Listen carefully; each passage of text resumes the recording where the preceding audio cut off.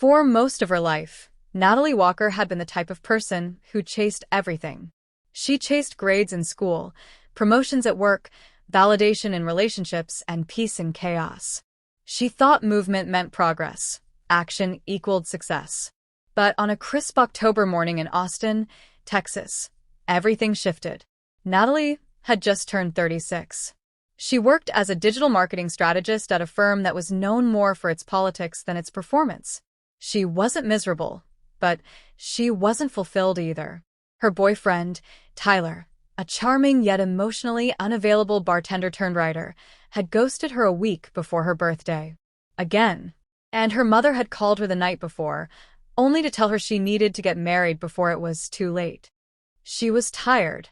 So tired, in fact, that she didn't even cry when she realized Tyler wasn't coming back this time.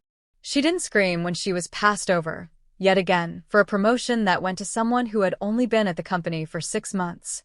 And when her best friend Vanessa canceled their weekend spa trip for the 3rd time, Natalie just shrugged and said, "No worries."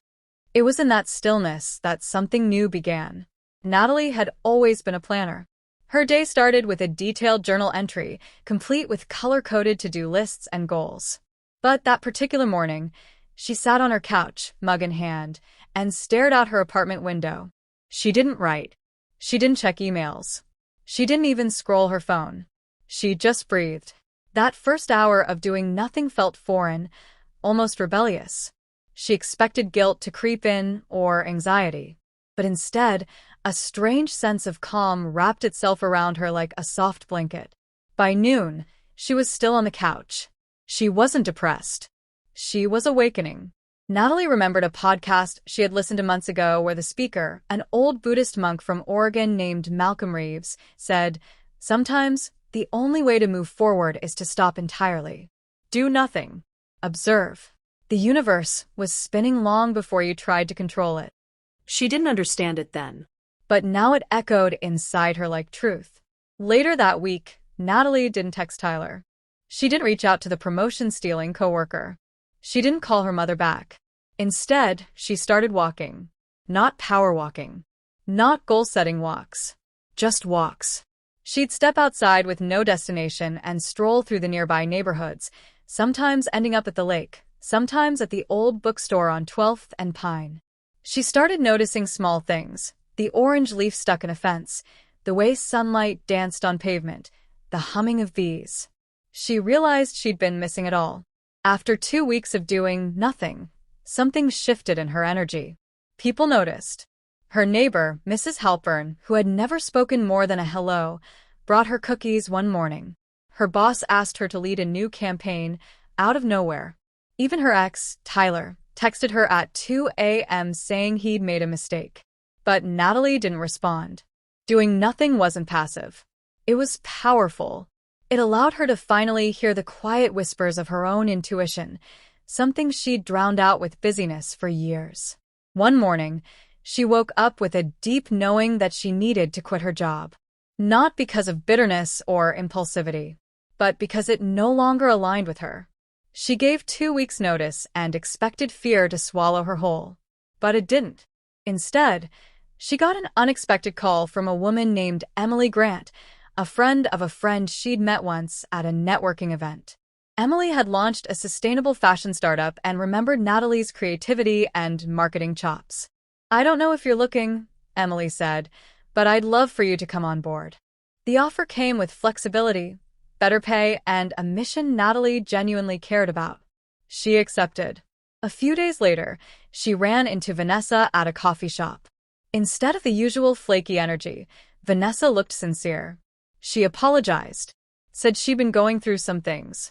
Natalie listened without judgment. The friendship quietly began to mend. Still, Natalie wasn't doing much. She woke when she felt rested. She meditated some mornings, wrote in her journal if she felt like it, made art in the evenings.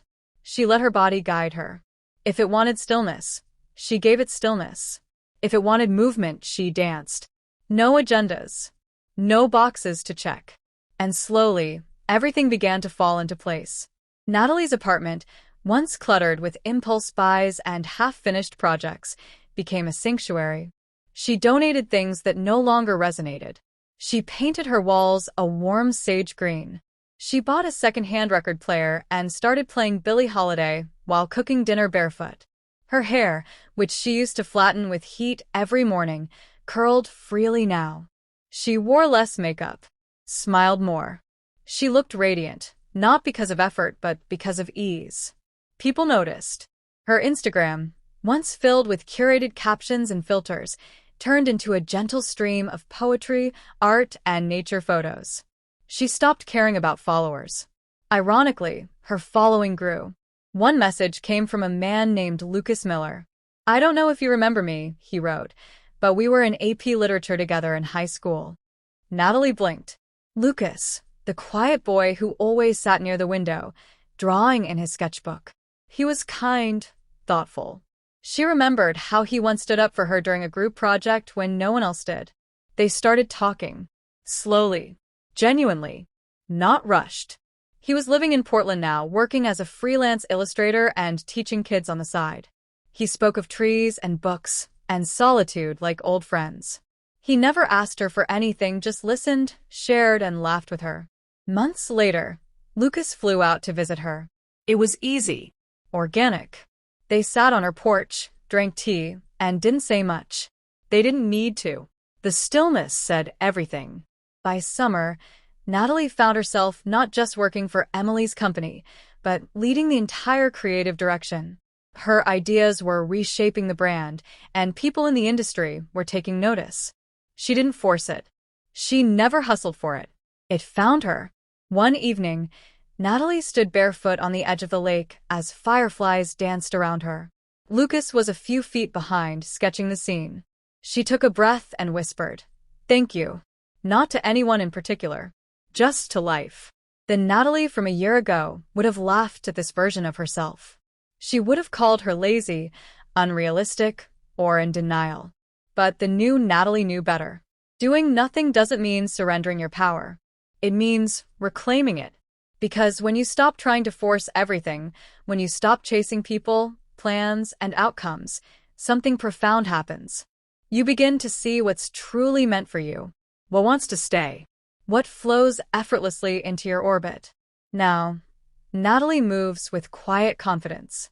She no longer makes 5-year plans. She no longer texts first just to avoid discomfort. She no longer says yes out of guilt. Instead, she does what feels aligned, what feels alive.